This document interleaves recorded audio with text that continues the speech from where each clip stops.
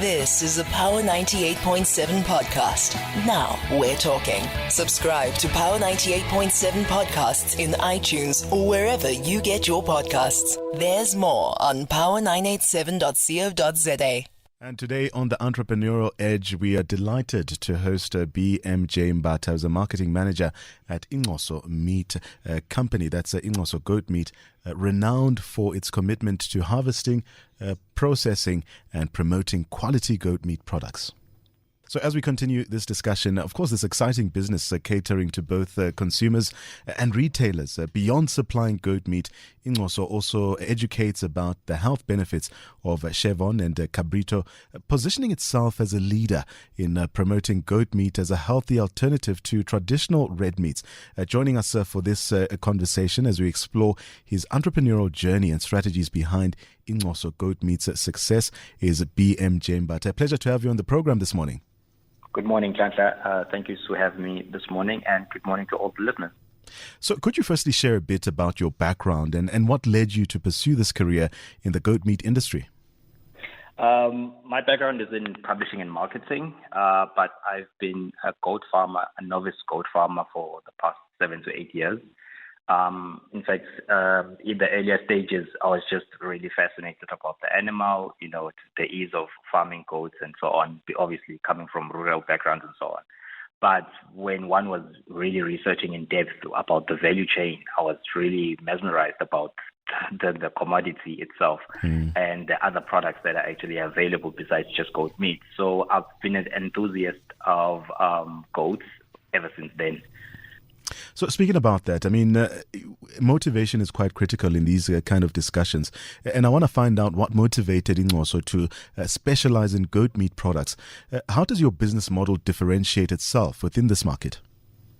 I think seeing as my background is in just general farming, one thing that I really asked myself at one point, because I was doing trainings, I think in 2021, where I now realized that, look, I'm training these farmers, but what are they being trained for? Because we're not seeing the market as large. We're not seeing goat meat retailed in your regular retailers and so on. So it then led to the need for us to create a product brand that will then try to eradicate most of the stigma that is there, particularly in the African community when it comes to goats and how goats have been generally been used in the past. So our ways of actually trying to position it as a healthy alternative in terms of red meat was obviously the breaking point at which a lot of people really had come to say, hey, look, in other countries, in Cuba, in Africa and so on, goat meat is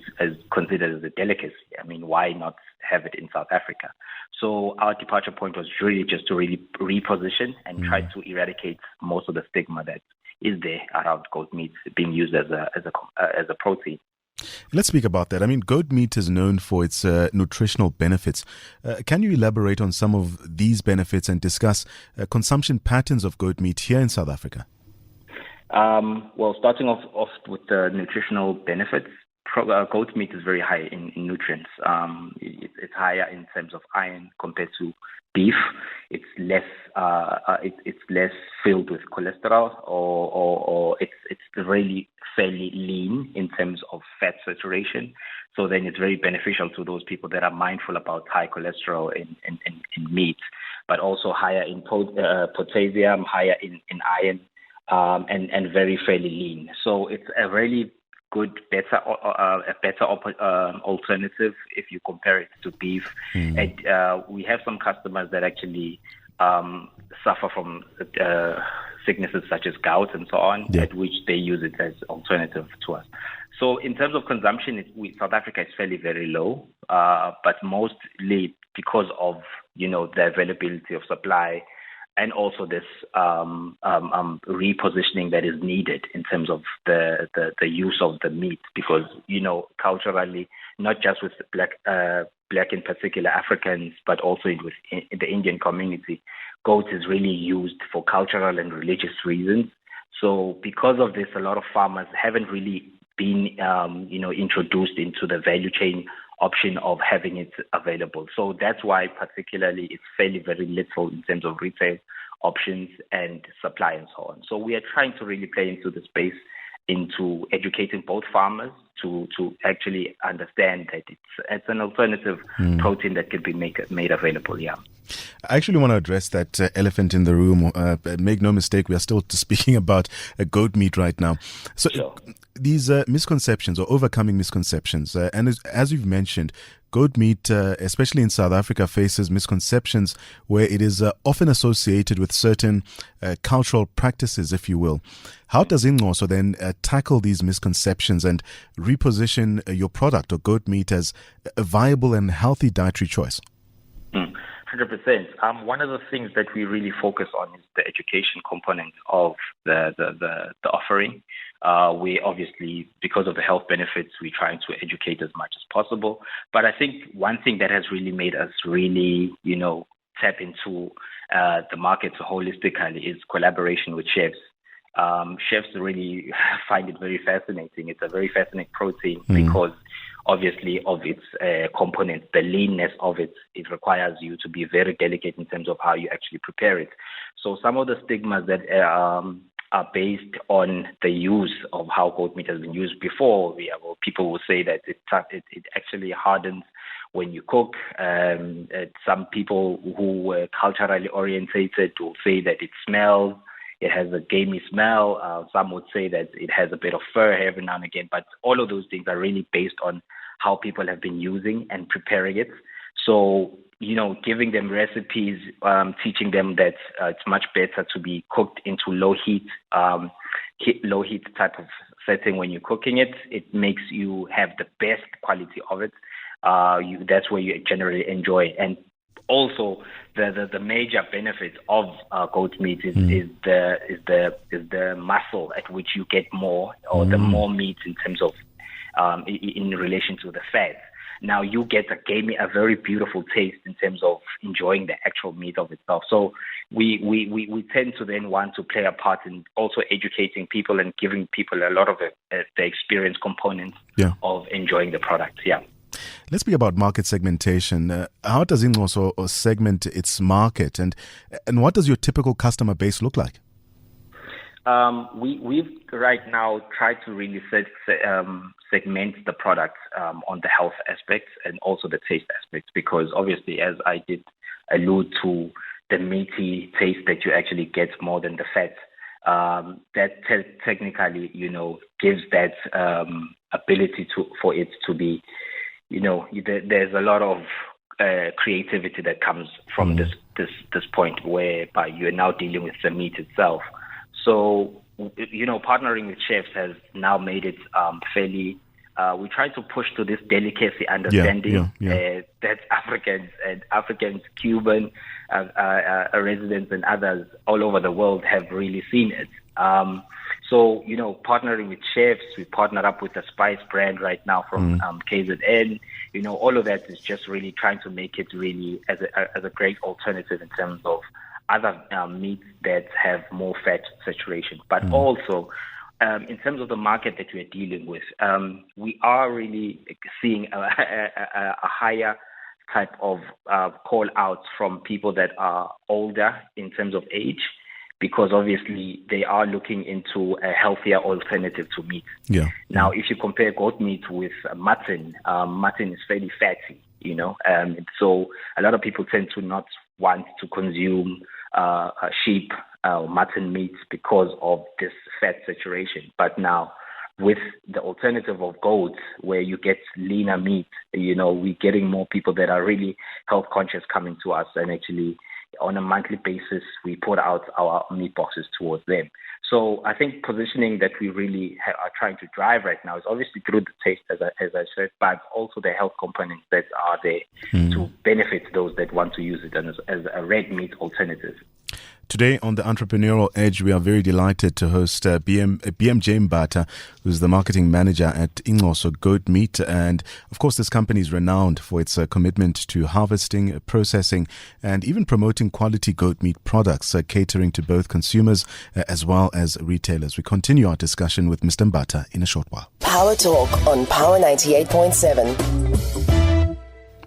As mentioned, we are in conversation with BMJ Mbatha, Marketing Manager at Incoso Goat Meat. Also looking forward to taking one or two calls from you, the power listener, if you've got any questions for our guest, especially when it comes to the harvesting, processing and promoting quality goat meat products. Maybe let's do that.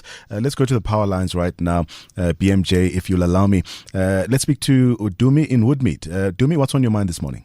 Good morning. How are you, sir? Very well, sir. Go ahead. Good. Can I just ask two questions for Mr. Mbatha? I think the first question is that vein that they always talk about when you're slaughtering goat. Is that true or is just a myth? That there's a vein that you need to be able to remove. The meat does not become too gamey. That's one question. The second question, I've listened to you quite extensively on the issue of your market segmentation. How do you, because we do not find game meat readily available at the butcheries, at your conventional butcheries, and I do not know why. That market, how do you sell? How do you penetrate that market? Thank you so much. Thank you so much, Dumi in Woodmead. Let's get a response from Mr. Mbatha. Dumi touching on health issues when it comes to goat farming and also speaking about the meat value chain, like what we discussed a short while ago. 100%. Let's start off with the gland that he's mentioning. At first, we also knew about this myth that was there until we actually explored it. Apparently, here at the fore, behind the leg, the ramp, if you could call it, there is a gland that a lot of people have been speculating with. It's the one that is creating the gamey sense when you cook the goat's meat. Now, I need to explain something scientifically because this particular gland is actually even existing in sheep. There's a video that I actually saw of Martha Stewart with another chef actually taking out this particular gland. Right. Apparently, it's there because of the age of the animal, number two, and also those bucks that have been reserved for breeding. Now, most of the time, obviously, because of cultural uses, goats were not really, or goats and sheep are not really separated and say the stock is for breeding, the stock is for consumption. Right. So then you find that you would have this particular gland actually secretes this scent that is required for the animal to be attractive to the opposite sex. So then, because of emakaya, people were not really separating animals to say these are winners that are going to be reserved for processing, these are bucks that are going to be reserved for breeding. And also culturally, I did find out that most goats that are used are specifically males or amaduna, which obviously for farming have been reserved for breeding. Now, it's this particular gland here that a lot of people have actually found, even in the rural areas, to remove. Once you remove it, it's actually you take away from this particular smell. But seeing as we separate animals at a very young age, at weaner age, for processing, and then those particular animals are castrated. So now, if you have a castrated animal that is particularly fattened, even with cattle, by the way, the animals that are taken to a feedlot are the ones that have been fattened. So very quickly coming to how we supply, right now we are still fairly trying to tap into the retail space, but obviously because of this particular stigma that the retailers also have, but also the biggest challenge is that of supply. So that's why we're trying to do some expos and so on, so that we can get more retailers to actually come forth. Hey, look, partner up and actually be part of the supply chain. But we're slowly getting there. Slowly getting there. Let's go to the VAR right now and speak to Aubrey. Aubrey, what's on your mind this morning? Yeah, good morning. How are you? Yeah, I heard the gentleman touching on the question I wanted to ask about a specific breed that you slaughter for the kind of meat you want to produce. Okay. So that is actually my question regarding that, because I know, like he's saying that he's from the rurals. I am from the rurals too, but in our community, most of the time we don't use goat meat. But when I tasted it, I was fascinated by what I got, and I have this thing for it. Yeah, so it's a thumbs up from my side to have it on the shelf. Yeah. Aubrey in the Val. Let's speak about. Let's continue on the theme of breeds, Mr. Mbatha. Very quickly, obviously with all types of animals, there are breeds that are segmented or separated for particular use, just like in goats.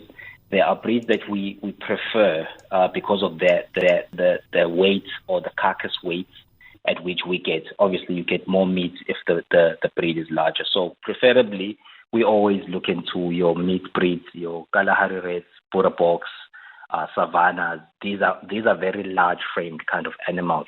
So we generally get more meat. But now, hear me out. It's not that Nguni or indigenous felt goats are not consumed for meat, but it's just that we prefer these ones because obviously for business sake, we get more carcass weight if we're going to process these ones. So just like with milk, you get finance, alpines, and so on. So obviously there are different breeds that are available, but there are those that we generally look into, especially for carcass weight size. I want to also explore your company's investment philosophy. What guiding principles shaping Incoso's investment decisions and also your growth strategy within the goat meat industry? Yes, we are really focused on the development of the value chain. Because as you see or hear, most of the stuff that I'm actually articulating on is based on the farming element. So we are really focused on developing, obviously, the supply chain holistically, because as much as we are eager to make goat meat available, but there is a very huge problem when it comes to the supply. So then when we speak about investment, we're not just looking into the end product or the final product that gets on the plate, but we also have to look into the whole value chain holistically. So that's why we had to start back to front and front to back. So every time that we speak to anybody that is looking into get into in partnership with us, we obviously we are looking at the retail element of it, but supply is one of the key factors that is problematic to get goat meat to be available generally. So we have been really centered around the development of the whole supply chain. As much as, yes, we are entertaining the markets, but also do remember, Nhlanhla, us entertaining the market is to try to eradicate the stigma and these negative perceptions that is there. So the development philosophy that we have is that of saying, look, the market is ready. It's just that the market needs to be educated. So build with us in us establishing a brand that is going to be now the go-to brand for goat meat in South Africa. And going to our X or Twitter timeline, Munchunswane asking two questions right now, Mr. Mbatha, saying that, good morning, what do you feed the goats or the animals so they taste best? Secondly, as a farmer, how many do you start with? I'm assuming he's speaking about, I don't know, when it comes to numbers insofar as starting out in the goat farming industry. In terms of feed, obviously, in terms of growth, that the best quality grass at an early stage, obviously. But obviously, when you are now looking into trying to supply the retail space, then you are speaking about a feedlotting kind of system. But there are obviously different recipes that, for instance, we partnered up with a feeding company that obviously I won't mention, that now is trying to really give us the right type of feeding pellets that we want in terms of keeping the health component of the meat, but also assisting the animal grow faster, because obviously when you are now supplying a market, then the amount of days that an animal grows in the farm is very, very crucial. So the shorter it is, but the more product that you get from the animal is ideal.